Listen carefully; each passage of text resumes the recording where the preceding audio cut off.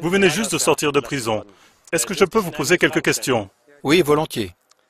Comment vous vous sentez maintenant que vous êtes libre? En tout cas, je me sens plus libre.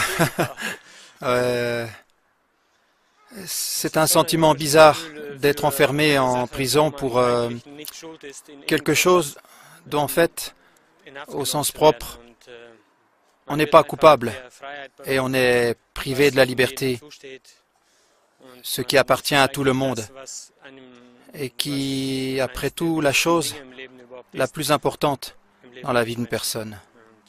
Et puis, être mis en prison simplement pour 2 heures où ma fille a manqué le cours d'éducation sexuelle parce que ma fille n'arrivait pas à supporter ce cours.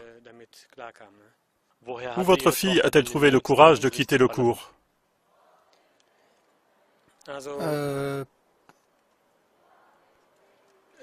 Pour nous, en tant que famille, c'était toujours clair dans toute cette histoire qui se passe actuellement à l'école, dans tout le système scolaire, par rapport au développement de l'éducation sexuelle, que ça ne peut pas bien se passer.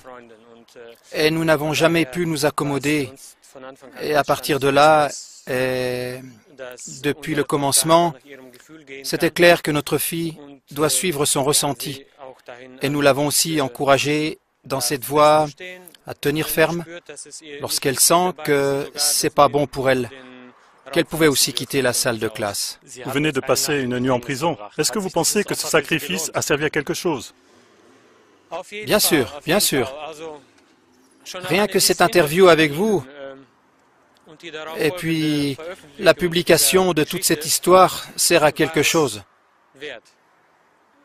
Oui, ça le peuple doit le savoir, et ça doit être mis à la lumière. C'est une affaire publique pour qu'on voit ce qui se passe, et pour cela, sans aucun doute, cela en a valu la peine. À votre avis, qu'est-ce qui devrait maintenant changer? Les professeurs, la direction de l'école?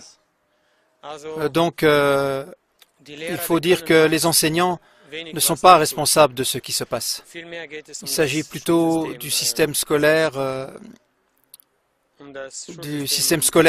qui impose et applique la sexualisation précoce avec détermination et qui amène nos enfants dans un grand danger. Vous venez de parler de la sexualisation précoce.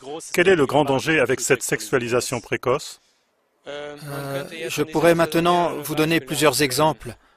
Prenez seulement cet exemple de ces 8 enfants de Borken qui se sont évanouis durant ce cours de sexualisation. 6 d'entre eux ont dû être hospitalisés. Et plus grave encore, cet exemple de ces 2 jeunes de 13 ans en Suisse. L'un a violé une petite fille de 5 ans et l'autre a tenu son frère de 7 ans qui devait obligatoirement assister à la scène. Qu'est-ce qui incite ces jeunes à faire de telles choses? De nos jours, les enfants sont confrontés par le biais de la téléphonie mobile et des sites Internet à la pornographie grave, et d'un autre côté, par l'école, à travers cette sexualisation précoce, ils sont carrément démolis intérieurement. Leur psychique est dérangée. Le psychisme des enfants est alors dérangé et ils sont cassés avec tout ça. Qu'est-ce que vous conseillez aux parents qui se trouvent dans la même situation que vous? Je conseille, dans tous les cas, ne vous détournez pas du problème. Faites que ce problème devienne le vôtre et contribuez à ce que cette histoire, cet incident ou d'autres incidents, et encore tout ce qui se passe dans ce domaine, que cela devienne public, que vos connaissances l'apprennent et que celles-ci le racontent à leurs connaissances. Je le vois comme ça. C'est notre seule et la plus puissante opportunité pour dévoiler ces inconvénients sociaux et ainsi en avertir le peuple. Au nom de mes enfants, je voudrais remercier tous ceux ici qui s'investissent pour cette cause et qui deviennent actifs maintenant. Merci.